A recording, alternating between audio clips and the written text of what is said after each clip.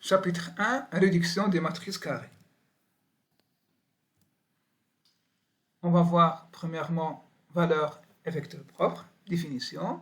A est une matrice carrée, un scalaire lambda est dite valeur propre de A. S'il existe un vecteur colonne V, tel que AV égale à lambda V.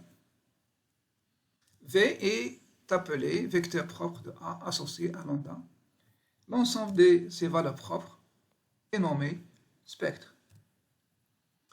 Exemple, en considérant A une matrice carrée diagonale, alors tous ces éléments diagonaux, lambda J, sont des valeurs propres de A associées au vecteur propre EJ, vecteur colonne. Et on a la relation AEJ, lambda J, EJ. Exemple, donnons n égale à 3, et on prend la matrice A diagonale moins 1, 0, 0, 0, 3 et 0, 0, moins 2. Donc on a AE1 est égal à la matrice 1, 0, 0 et 0, 3, 0, 0, 0, moins 2 fois 1, 0, 0 est égal à moins 1, 0, 0 est égal à moins 1, 1, 0, 0. C'est égal à quoi? C'est égal à moins 1 fois E. De même, on vérifie que AE2 est égal à 3E2 et AE1, AE3 est égal à moins 2E de 3. Une matrice est singulière non inversible si seulement si elle admet une valeur propre nulle. Considérons A une matrice singulière, alors le rang de A est inférieur à n, donc il n'est pas injectif. Cela signifie que n vecteurs colonnes de HI ne sont pas linéairement indépendants. Donc il va exister n nombre alpha j tel que la relation 1. Ce qui revient à écrire en désignant V le vecteur colonne de Kn des composantes alpha j. Donc on aura alpha V égale à 0V, d'où V est un vecteur propre associé à la valeur propre 0. Réciproquement, si A possède une valeur propre nulle, donc on a l'endomorphisme qui a à x, V correspond à x, n'est pas réduit à 0. Donc le rang de U il est inférieur à n. Comme le rang de U c'est le rang de A, par suite A est singulière. Si une matrice A possède une valeur propre lambda, alors la matrice A moins lambda IN est singulière. Donc il suffit de vérifier que 0 est une valeur propre de la matrice A moins lambda IN. Tout système formé de K vecteurs propres associés à K valeur propre d'une matrice distincte 2A2 est linéairement indépendant. Donc l'entier K. Preuve, procédons par récurrence sur l'entier K. Si K égale à 0, x1, x2, deux vecteurs propres de A, associés aux valeurs propres distinctes lambda 1 et lambda 2, montrant que x1 et x2 sont libres. Cela revient à dire que alpha 1 x1 plus alpha 2 x2 égale 0, donc on tire que alpha 2 x2 égale à moins alpha x1. Et revenons à cette relation, on va composer par A et utiliser le fait que x1 et x2 sont des vecteurs propres. Donc on aura alpha 1 lambda x1 x et alpha 2 lambda 2 x2. En remplaçant alpha 2 lambda 2 par moins alpha 1 x2, on obtient la relation alpha 1 facteur de lambda 2 moins lambda 1 facteur de x1. Comme les vecteurs sont non nuls et comme on a lambda 1 différent de lambda 2, donc ça est différent de 0, ça est différent de vecteur nul, donc alpha 1 égale à 0. Par suite, on a alpha 1 égale à alpha 2 égale à 0.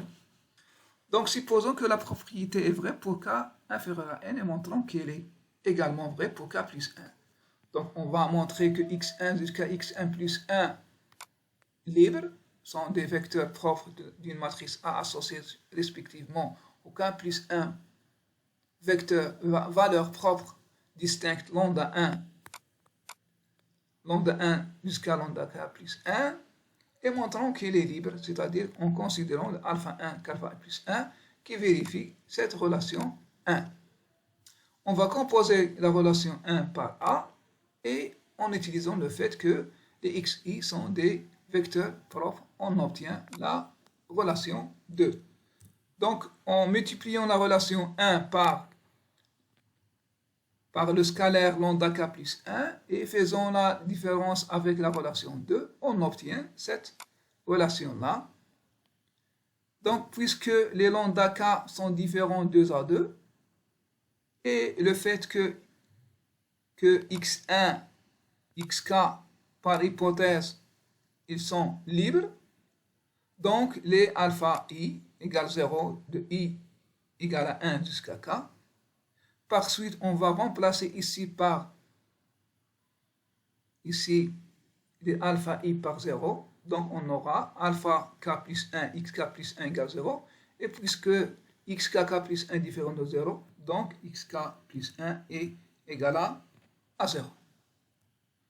Deux matrices carrées A et B d'ordre n est semblable s'il existe une matrice inversible d'ordre n telle que AP égale à P, PB.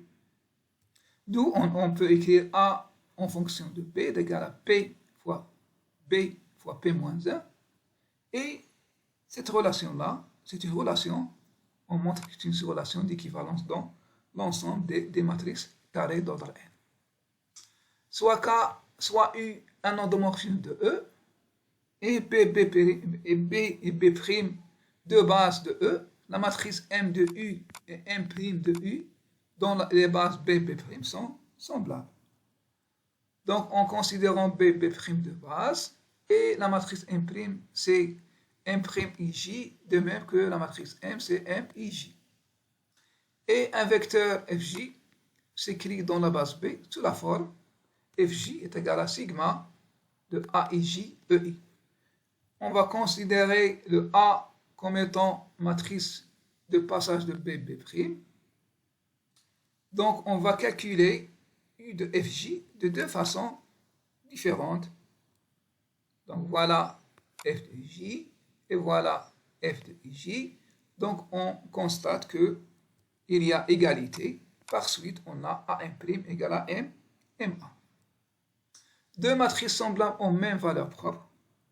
Donc, en considérant deux matrices A et B semblables, soit P une matrice de GNK, donc c'est inversible, tel que B égale à P moins 1 AP. Considérant lambda un vecteur propre de A, on va montrer que ce lambda est aussi valeur propre de B. En effet, voilà la définition de la valeur propre. Donc, AV égale à lambda V. Et on va composer par P moins 1 des deux côtés. On obtient lambda P moins 1 V. Et ça est égal à BW est égal à lambda W.